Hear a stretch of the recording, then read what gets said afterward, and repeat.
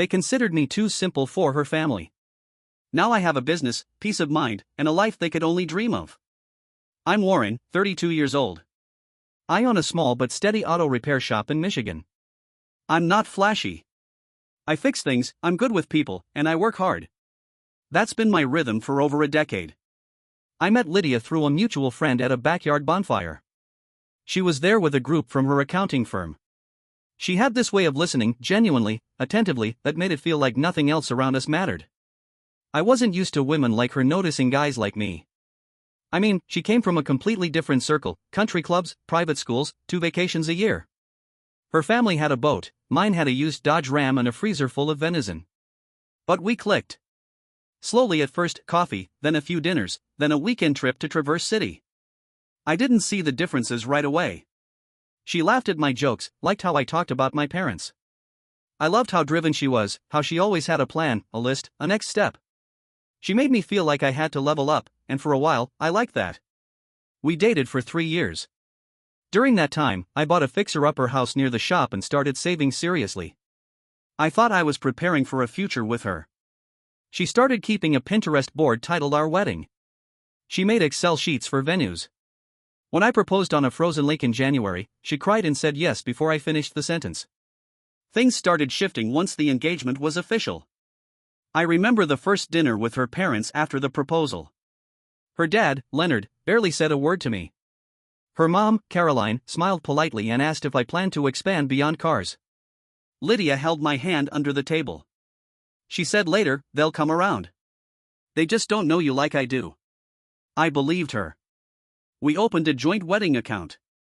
We each put in $20,000, mine saved from 7 years of running my shop, hers, I assumed, from a combination of her salary and a generous nudge from her parents. Lydia took the lead on planning. I was okay with that, I trusted her. But as the months went on, I noticed she was making decisions without me. I'd hear about things secondhand, venue upgrades, tastings, meetings I hadn't been invited to. When I asked, she'd say, it's just easier this way, or, I didn't think you'd be interested in color palettes. I was more interested in us. In how we started speaking less and scheduling more. Still, I kept showing up. I stayed patient when her dad made subtle digs about blue-collar simplicity. I didn't complain when her sister, Bethany, joked at dinner that Lydia was slumming it. I let it roll off because I thought I was building something real. The first real crack came when we went to Lydia's cousin's wedding.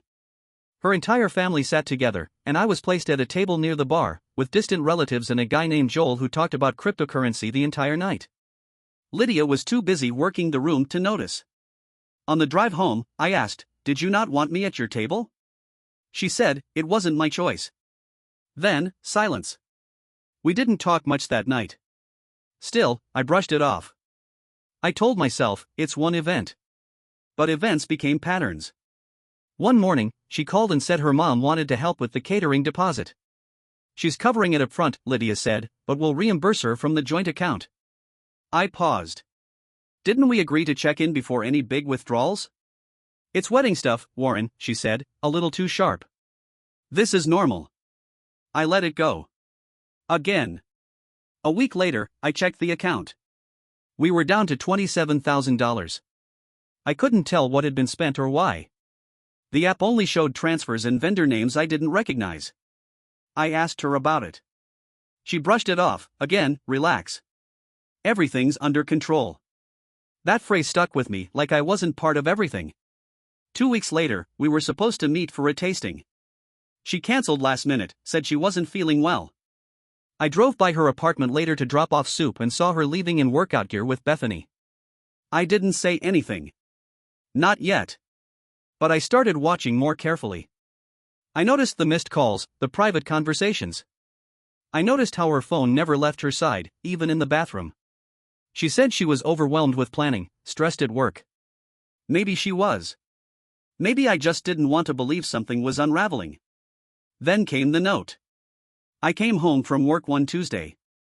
It was quiet, too quiet. Hunter, my dog, greeted me, tail low, nervous. On the kitchen counter was a white envelope with my name in Lydia's handwriting. Inside was a note, written neatly. It said she needed time. That the wedding was feeling too heavy. That her parents had concerns about long-term compatibility. that she was going to stay with them for a bit to gain perspective. At the bottom was her engagement ring. I stood there for almost an hour, reading it again and again. I wasn't angry.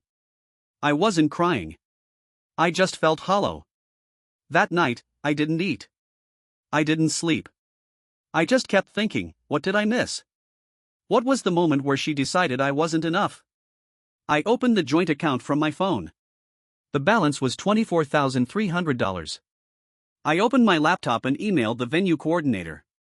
"Hi, this is Warren Thatcher. I'm just checking on our upcoming reservation." She responded within 10 minutes. "Hi Warren, I'm so sorry to hear about the cancellation. Lydia contacted us last Friday and officially terminated the booking. We've processed the non-refundable deposit as discussed." Friday. 4 days before the note. She'd already cancelled our wedding before she left. I sat at my kitchen table for what must have been hours, the email from the venue coordinator glowing on my screen. Lydia had cancelled our wedding before she even told me she was leaving. The ring on the counter wasn't a pause, it was a conclusion she had reached long before I even suspected anything serious was wrong. I remember just staring at the numbers in our account, $24,300. If we each contributed $20,000, and the deposit was non-refundable, that meant around $15,700 had been spent by her alone. She hadn't just walked out on the wedding, she'd made financial decisions as if I were already out of the picture. The next morning, I called the bakery we'd picked together. Mrs. Callahan, the owner, remembered me right away. She told me Lydia had finalized cancellation on the previous Monday. The Monday before I got the note. So that was 2 vendors. And it meant Lydia had spent days unspooling our wedding behind my back, before deciding I no longer needed to be in the loop. I called the photography studio next. Same story. 3 vendors. All cancelled before the note. I wasn't confused anymore. I was certain. The break wasn't about her feelings being unclear. It was about her having already decided. I logged into the joint account. I withdrew exactly $12,150, my half of what remained. I left her the same amount. I took screenshots of everything, dates, balances, transfers. I even downloaded the vendor receipts from my email. Then, I sent her one message. It read, "Lydia, I spoke to the venue and several vendors. I know you cancelled everything before you left the note. Since the wedding is no longer happening, I've withdrawn my share of what remains. You'll find the remaining funds untouched. I won't be responding to further messages. Please respect that. Warren." Then, I blocked her number. I blocked Bethany, her parents, and removed myself from the wedding email threads. I didn't act out. I didn't go online. I didn't trash her name. I didn't need to. I just focused on holding on to what was left of my dignity. 2 days later, I got an email from her mother. "Caroline. It was exactly what I expected, Lydia is devastated. Your decision to remove funds from the joint account is both unfair and hurtful. There are still outstanding vendor obligations. As a gentleman, we expect you to contribute your share." A gentleman. Funny how that term comes out only when someone's trying to get something from you. I didn't respond. Then came the calls from vendors, 3 of them, telling me they were trying to collect balances Lydia had promised from the joint fund. She had gone ahead and made verbal commitments for additional services days after she cancelled the venue. When the money wasn't there, she gave them my number. One even said she claimed I had agreed to cover any remaining fees. I forwarded those messages to Carl, the attorney I'd used once for a property contract. He looked everything over. "You're covered, Warren," he said. "The funds were shared for a specific purpose. She terminated that purpose on her own, without your knowledge. Any arrangements she made after that are hers to handle. Just keep everything documented." I kept my head down and went back to work. My customers at the shop started noticing the change. I wasn't as chatty. I didn't stay late. I didn't laugh as easily. But I was still reliable. Still the guy they trusted with their brakes, oil changes, engine diagnostics. A week after the email from her mom, Lydia found a way through. A friend of mine who hadn't been looped into the mess called and said she'd stopped by his office. She told him she just wanted to talk, that I had taken the money abruptly, and that she was confused and hurt. He gave her nothing. He told her she should have thought of that before walking away without a conversation. Then, she started posting on social media. Cryptic quotes about trust broken and things unraveling. Her friends, people I'd once shared meals with, started posting messages of support like, "You deserve better," and "He never appreciated you." It stung. Not because I wanted them to believe me, but because I realized how fast people will believe what fits the narrative they want. A few days later, I got a letter, not from Lydia, but from a law firm. Her family's, I assumed. It demanded repayment of shared funds, citing damages incurred by abrupt withdrawal. They wanted my half $12,150 returned, plus $3,200 Lydia claimed she'd spent in reliance on the wedding happening. Carl drafted a response. It was short, clear, respectful. "We have documented evidence that Mr. Thatcher's withdrawal represented his proportional contribution. Furthermore, the wedding was cancelled by your client prior to that withdrawal. Any further action will be considered harassment." We never heard from them again. The silence was louder than the letters. By then, I was already channeling my focus back into my shop. I used part of my reclaimed funds to upgrade my tools and bring in a new lift. I started seeing more high-end cars, Volvos, Autos, even the occasional Tesla. People talked. And in this town, a reputation built on calm and fairness lasts longer than a social media storm. One of my clients, a local business owner named Martin, pulled me aside after an oil change. "I don't know the full story," he said, "but whatever happened, you handled it better than most people would. That matters." I nodded. I didn't say much. I didn't need to. I was learning that strength wasn't always about fighting. Sometimes, it was about walking away with proof you tried and having the peace to know you never stooped. The fallout didn't explode. It faded. After Carl's letter shut down the legal noise, things got quiet. I kept waiting for something else, a last word email, a message from Lydia herself. But it never came. She vanished from my day-to-day life like fog evaporating under the sun. And for a while, I didn't know what to do with the silence. I filled it with work. By spring, my shop was busier than ever. I'd hired another mechanic part-time.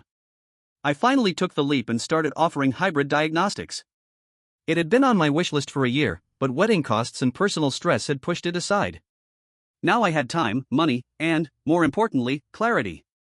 My days began early: coffee, dog walk, keys in the ignition of a '96 Jeep Cherokee someone wanted fully restored.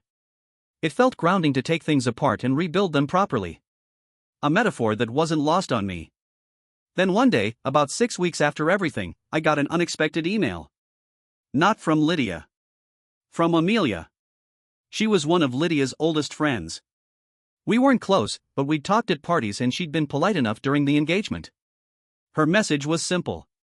"Warren, I hope this doesn't feel intrusive. I just wanted to say I'm sorry." I believed Lydia's side at first. It didn't add up. "I know you won't respond, and that's okay. Just wanted you to know not everyone is still in the dark." I stared at it for a while. Then archived it. It didn't change anything. But it helped. Then, a client named Ray, older guy, truck driver, loyal for years, came in for a tire rotation. While he waited, we got to talking, as we always did. Then he asked, "Hey, you ever think about buying the unit next door?" The shop next to mine had been a dry cleaner that shut down during the pandemic. I'd never really considered it. I was doing well, but expansion felt like a someday thing. That night, I walked over and stared through the dusty windows. It was bigger than I remembered. I could see it: more bays, maybe a dedicated detailing area. Maybe even a second office so I could hire a service writer and spend more time in the back where I felt most myself. I ran the numbers. I called the bank. 3 months later, I signed the papers. Not to prove something to anyone. Not to win. But because I wanted to keep building. That part of me hadn't died with the wedding. If anything, it had gotten louder. Around that same time, I started bumping into Lydia's name again. Not through her, but through the people around her. Bethany had called one of my clients, someone she didn't realize was a friend of mine, asking about his experience with me. He told her off. Lydia's father apparently tried to get the venue refund reversed through his attorney. The coordinator forwarded me a message by mistake. Client insisted refund be considered due to emotional distress. Documentation showed cancellation was voluntary. It ended there. Then came the real twist. One afternoon, I was grabbing groceries when I saw Martin again, the local business owner who'd complimented how I handled everything. He pulled me aside in the parking lot. "You hear about Lydia?" he asked. I shook my head. "She got involved with some guy named Curtis. Real estate type. Looked polished, said all the right things. Turns out he was lying about almost everything: his job, his background. He ghosted her after getting her parents to invest in some renovation venture." I didn't ask for more. I didn't gloat. But that night, while drinking coffee on my back porch, I couldn't help thinking about irony. The very thing her parents had worried about, security, trust, was what they lost to the man they thought was better. I thought I'd feel vindicated. I didn't. I felt nothing. Just a sense of quiet, like someone had finally turned off a loud radio in another room. Hunter laid his head on my foot, and I scratched behind his ears. I realized something then: I wasn't just moving on, I'd already moved. The old life, the plans, the stress of constantly trying to belong to her world, it was gone. What remained was mine. Every inch of it earned. The new shop space transformed more than my business. It changed my rhythm. I wasn't just fixing cars anymore. I was building something sustainable.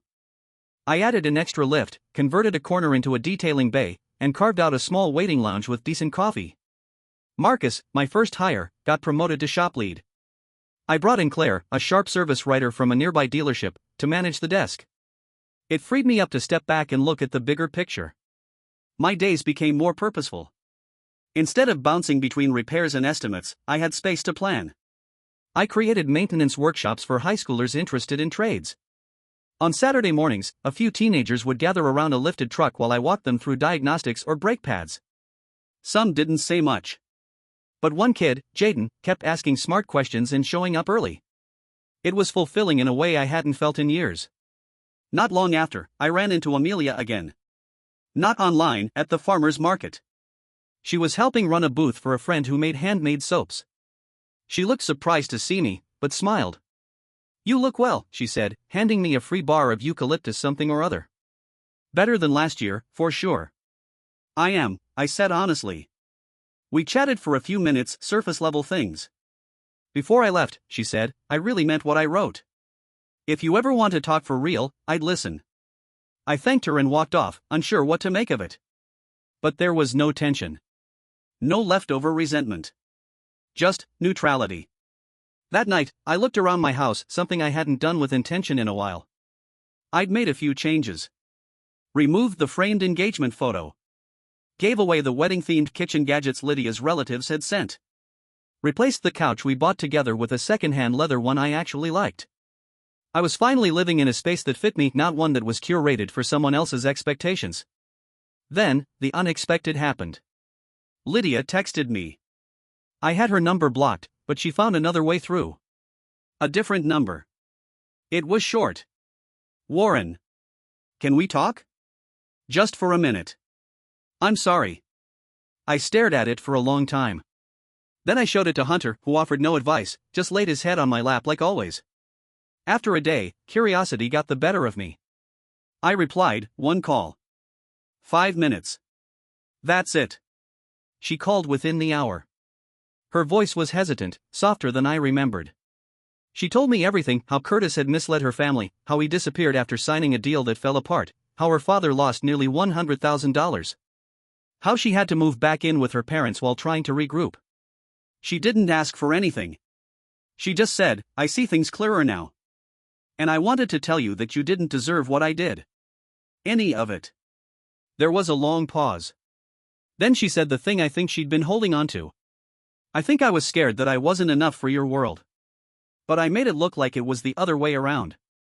I didn't respond immediately. Finally, I said, "I hope you learn from this. But I'm not the lesson." We said goodbye. I blocked the new number. I didn't feel triumphant. Just steady. A week later, I had dinner with Delia. I'd met her through one of the workshop parents. She was a graphic designer, owned a small freelance business, and had a wry sense of humor that caught me off guard. She didn't ask about my past, though I think she could sense it. We talked about everything else: books, food, the quirks of running a small business. When I dropped her off at her place, she asked if I'd ever been engaged. I told her, once. Didn't work out. We wanted different things. She didn't pry. Just nodded. Glad you know that now, she said. Most people figure it out too late. We've been seeing each other ever since. No rush, no pressure. Just two people who don't need fixing. We listen to each other, cook simple meals, and walk our dogs in the evenings. Sometimes, she helps me reorganize shop invoices. Sometimes, I help her hang new shelves in her home office. And that's enough. More than enough. It's been a year and a half since Lydia left the note on my kitchen counter. The seasons changed without waiting for me to catch up. But now, I feel like I've caught up and maybe even gotten ahead in a way I never planned but deeply needed. I'm not the same man who watched the engagement ring glint under kitchen lights that night. That version of me tried to be enough for someone who never really saw him. Who measured his value against her father's standards, her sister's approval, and the imaginary ladder she thought she had to climb. I still fix cars. I still drink my coffee black, listen to baseball on the radio, and take pride in an engine that hums right because of my hands. But there's more now. The business has grown. We're booked out 2 weeks ahead. The high school workshop got featured in a local paper. We're starting an internship program in the fall. Hunter's still the shop mascot. Customers bring him treats. He's the best coworker I could ask for. Calm. Consistent. Always present. Delia is still around, too. We take things one day at a time. She has her own life, her own dreams. She respects mine. That balance is rare. I don't take it for granted. Sometimes we sit on my porch and talk about small things. Sometimes we don't talk at all. She understands silence the way I do, not as emptiness, but as space. People in town still mention Lydia from time to time. Not in gossip, but in passing. I learned that she moved to another state for a fresh start. I hope she finds what she's looking for. But I don't wonder anymore if she thinks about me. That door's closed. What remains is something better than closure, peace. No drama. No battles left to fight. Just a life I recognize as my own, every part of it chosen, this time, intentionally. One afternoon in late fall, Marcus and I were closing up the shop when he asked, "You ever miss how things used to be?" I looked around, the new lift humming, the updated tools lined up, a group of students walking by who had just finished a workshop. "No," I said. "Not really." He nodded like he understood. And I think he did. Because here's what I've come to know. Sometimes, love ends not because it wasn't real, but because one person wanted a version of you that doesn't actually exist. And sometimes, the greatest act of love you can offer yourself is to walk away from people who confuse worth with wealth. I didn't win anything dramatic. There was no grand speech, no revenge served hot or cold. But I did win. I won every time I chose not to engage in pettiness. I won when I didn't need to prove my side of the story online. I won when I invested in the shop instead of sinking into self-pity. I won when I stopped asking what I could have done differently, and started asking what I needed to do better for myself. And I keep winning every time I wake up and feel no weight on my chest, no unanswered questions echoing in my head. I'd like to think I'm better now, not because she left, but because I decided not to chase what left me. So no, this story doesn't end with fireworks or fame. It ends the way good lives do. Quietly. With the smell of engine grease and coffee in the air. With a dog sleeping at my feet. And with a man who finally knows who he is and no longer needs anyone else to confirm it. Thank you for watching the video, like it if you watched the video to the end and don't forget to subscribe. Have a nice day.